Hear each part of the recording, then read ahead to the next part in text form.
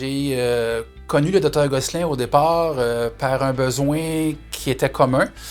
J'ai découvert qu'il y avait un petit groupe de vétérinaires dans le début des années 90 qui voulaient mettre en place un service d'urgence digne de ce nom. La plus grande réalisation, c'est certainement les centres DMV. Ça a été un grand bâtisseur, un grand visionnaire à l'époque où, je me souviens, les gens trouvaient le projet absolument farfelu, absolument loufoque. On n'avait jamais vu une telle superficie dédiée à un hôpital vétérinaire. Une des grandes qualités de leader de Dr Gosselin, ça a été sa capacité à rassembler.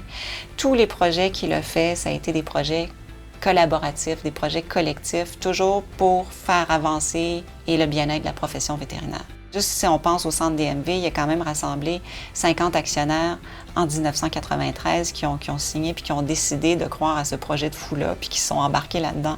Il fallait le faire quand même en 1993.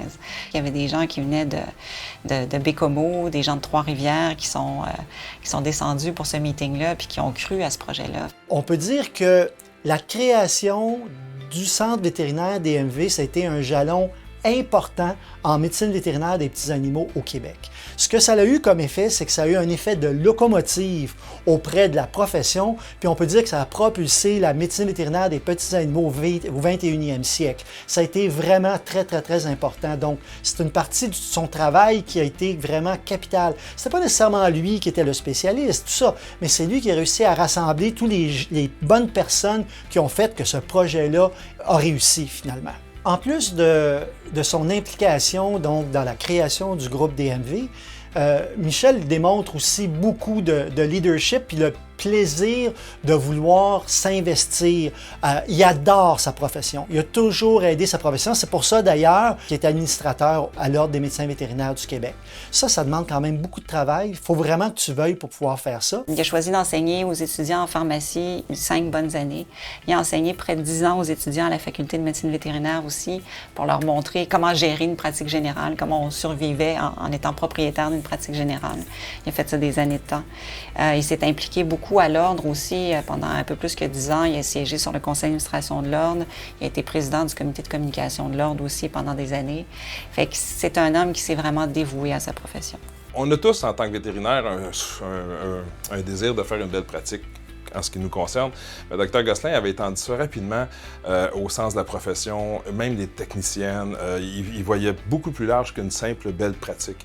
Et c'est avec lui que j'ai appris ça. C'est avec lui que j'ai connu comment continuer à faire une bonne pratique, mais tout en aidant la profession. C'est un grand amoureux des animaux aussi, puis des soins qu'on peut apporter aux animaux. Puis c'est pour ça qu'il a fait avancer autant la médecine vétérinaire en y mettant la qualité de soins qu'on a ici au centre DMV.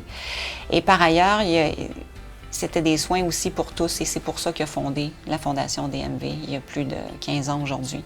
Parce que c'était dans un effort pour essayer de rendre accessible cette qualité de soins-là à la plus grande population. Sa passion transcende l'individu.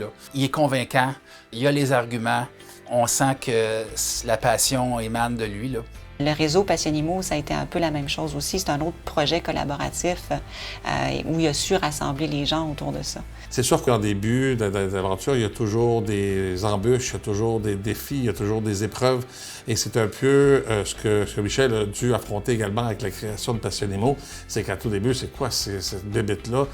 Où est-ce qu'on s'en va avec ça, etc. Et il a persévéré, il a continué de se battre pour sa vision et pour ce qu'il voulait créer et laisser comme marque aussi au Québec et pour le monde vétérinaire. Ce qu'on devrait retenir du Dr Gosselin, c'est que c'était un grand leader, quelqu'un qui voulait marquer la profession à sa façon, j'en suis convaincu. Mais il ne l'aurait jamais fait si c'était au détriment de qui que ce soit. Son plus grand succès pour lui passera toujours par le succès des autres aussi en même temps.